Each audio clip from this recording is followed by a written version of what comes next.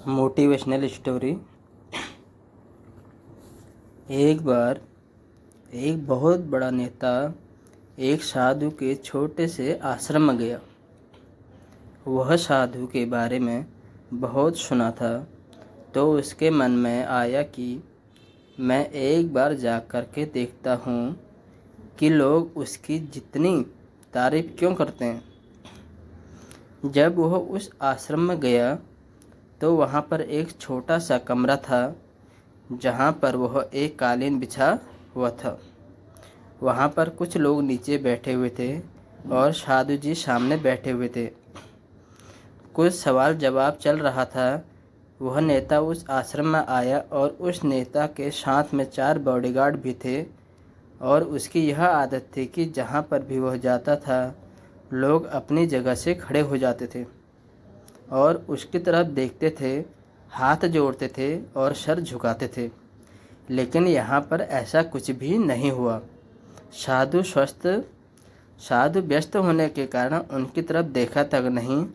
तभी नेता को लगा कि यह मेरी बेइज्जती है और वह इस बात से गुस्सा हो गया। नेता ने थोड़ा गुस्से से बात को बीच में काटते हुए कहा कि मैं आपसे कुछ कहना चाहता हूँ। साधु ने उसकी तरफ देखा और बोला, आप थोड़ी देर रुकिए, पहले मैं इनके सवाल का जवाब दे दूँ, उसके बाद मैं आपसे बात करता हूँ। तब तक आप अगर चाहे तो आप बैठ सकते हैं। बस साधु को इतना कहने की ही देरी थी। नेता का चेहरा गुस्से से लाल हो गया और फिर उसने अपना सारा गुस्सा उस साधु पर निकाल दिया। अभी तक वह नेता बहुत तमीज़ से आप कह करके बात कर रहा था, लेकिन अब वह तू तड़ाक पर उतर आया। नेता ने उस साधु को कहा, तुझे पता भी है मैं कौन हूँ और तू किससे बात कर रहा है? साधु ने उसकी तरफ देखा और कहा, मुझे इससे कोई फ़र्क नहीं पड़ता कि आप कौन हैं, लेकिन आप जो कोई भी हैं, अगर आप चाहते हैं कि मैं आपके सवाल का जवाब दूं या आपसे बात करूं, तो आपको कुछ देर यहाँ रुकना होगा। और साधु की यह कहते ही नेता गुस्से से पागल हो गया और वही सबके सामने चीखने चिल्लाने लग गया। अब मैं तुझे तेरी असली औकात दिखाऊंगा। तूने मुझसे पंगा ले करके ठीक नहीं किया। तुझे पता भी है मैं तेरे बारे में क्या सोचता हूँ? साधु ने फिर से नेता की तरफ देखा और बड़े ही प्रेम से कहा कि मुझे इससे कोई फ़र्क नहीं पड़ता कि आप मेरे बारे में क्या सोचते हैं। आप जो चाहे वो मेरे बारे में सोच सकते हैं। फिर नेता ने उससे कहा कि तू चाहे सुनना चाहता है या नहीं, लेकिन मैं तुझे यही सबके सामने बताऊंगा कि मैं तेरे बारे में क्या सोचता हूँ। तू कोई साधु नहीं है, तू एक बहुत ही घटिया इंसान है। तू एक ढोंगी है, पाखंडी है और यहाँ पर जितने भी लोग बैठे हैं उन सबको बेवकूफ़ बना रहा है। तेरा बस एक ही मकसद है, इन लोगों की जेब में जितना भी पैसा है वह सब तेरे पास में आ जाए। तू अपने फ़ायदे के लिए इन लोगों का इस्तेमाल कर रहा है और अब मैं तुझे नहीं छोड़ने वाला हूँ। पूरी दुनिया के सामने तेरा पर्दाफाश करके रहूँगा। लेकिन उसके इतना बोलने के बाद भी हल्की सी मुस्कान उस साधु के चेहरे पर बनी ही रही। यह देखकर वह और भी तिलमिला गया और उसने कहा, अब बहुत हो गया, अब मैं यहाँ 1 मिनट भी नहीं रुकने वाला। लेकिन अभी भी तेरे पास मौका है। अगर मुझसे माफ़ी मांगनी है या मुझसे कुछ कहना है तो कह सकते हो। इतना सब होने के बाद भी साधु के चेहरे पर एक मुस्कान थी।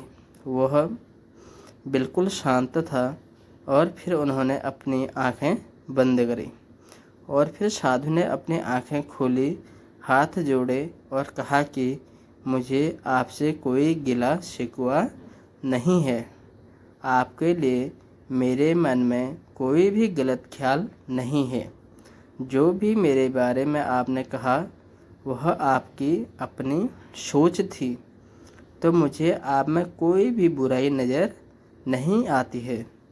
मुझे आप बहुत ही भले इंसान लग रहे हैं। और साधु के इतना कहते ही नेता का दिमाग 7वें आसमान पर पहुंच गया। उसके चेहरे पर एक अजीब सी खुशी थी, क्योंकि उस साधु ने वही कहा जो बाकी सब लोग उस नेता को कहते हैं। और वह खुशी खुशी उस आश्रम से अपने घर की तरफ चला गया और जाकर के अपने पिताजी के साथ में बैठ गया। उसके पिताजी ध्यान में थे।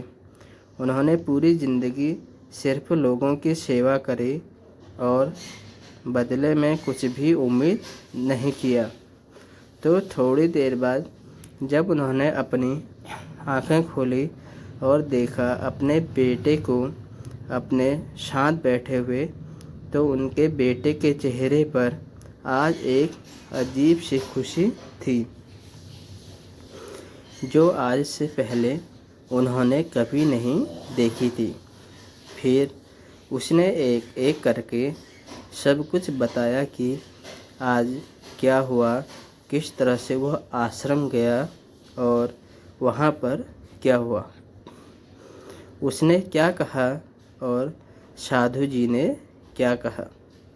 जब उसके पिताजी ने पूरी बात सुनी तो थोड़ा सा मुस्कुराए और अपने बेटे को देख करके बोले कि उन्होंने तुम्हारी तारीफ नहीं करी, क्योंकि उन्होंने वह नहीं कहा कि जो तुम हो, उन्होंने वह कहा कि जो वह खुद है।